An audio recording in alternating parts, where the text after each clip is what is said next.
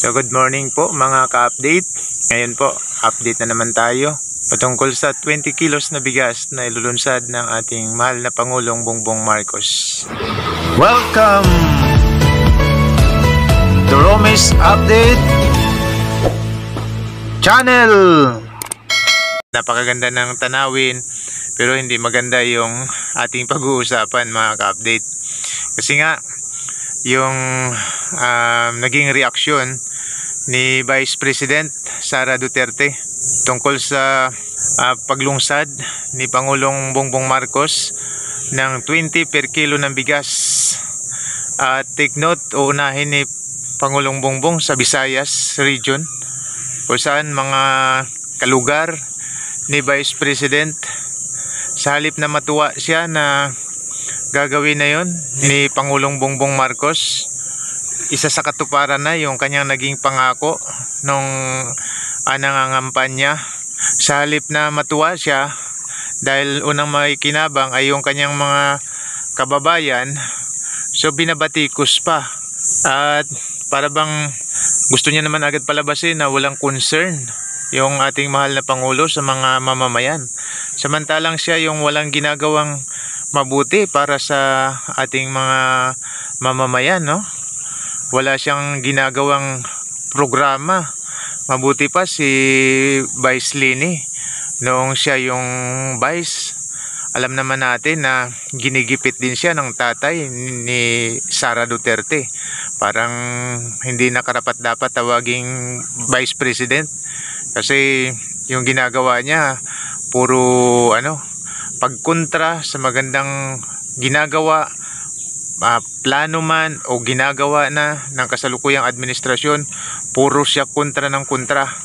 Si Vice Lini noon, kahit na ginigipit, nakapaglunsad siya ng programa para sa mga nasalaylayan ng lipunan.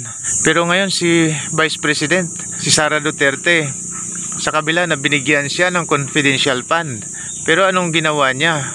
Diba? Naging confidential talaga.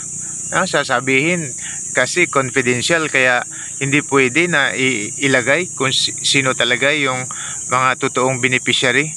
Pero alam naman ng lahat na nasa batas, kapag ibibigay pa lang, so hindi pwede. Pero pag naibigay na, dapat nang i-report, lalo na sa kuwa, para malaman din kung talagang saan nga napunta yung pera ng mamamayan. Kayo po mga ka-update, ano masasabi nyo dito sa aksyon na naman na ginagawa ni Sara Duterte? Na sa halip matuwa siya dahil yung makikinabang ay yung mahihirap na mga tao, pero anong ginagawa niya? Sisiraan agad yung plano ng administrasyon. Actually, na ito, isa sa katuparan na, hindi na ito plano. Maramdaman natin na yung inggit na kasi siya may mga naipangako din pero wala na, kahit balita wala. Lalo na yung kanyang tatay nung yun yung naging presidente, nangako within 6 months ubos yung droga sa Pilipinas. Pero anong nangyari? After 6 months humirit siya, humingi na naman sa another 6 months para daw talagang tuluyan. Pero anong nangyari?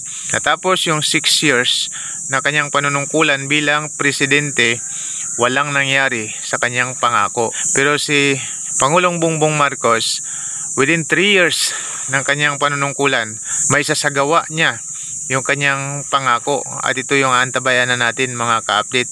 Sinasabi na sisimulan lang ito sa Visayas region, pero ang target nito ay buong Pilipinas na talaga. So dapat na sana marinigan man lang natin siya ng kahit na kunting positive na pananalita, dahil nga yung makikinabang nito hindi mayayaman, kundi yung nasalaylayan ng lipunan. So tignan niya muna sana kung yung ibibigay bang bigas ay talagang hindi makakain. Tignan niya muna sana kung yun bang ibibinta na 20 pesos per kilo ng bigas ay talagang hindi makakain, o kaya ay talagang hindi magandang bigas. Hindi yung hindi pa nga naisasagawa, magbibigay na agad siya ng reaksyon. Okay lang sana kung isa siyang commentator dito sa bansa.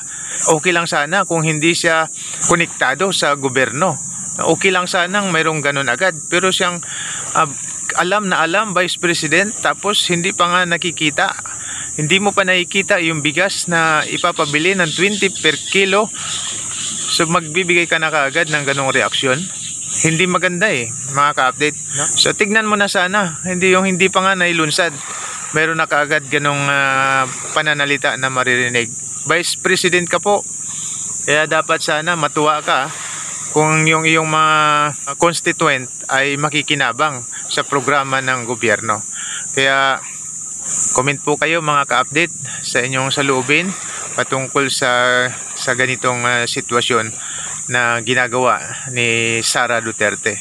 Sa hindi po nakagusto ng video natin mga DDS, pasensya na po.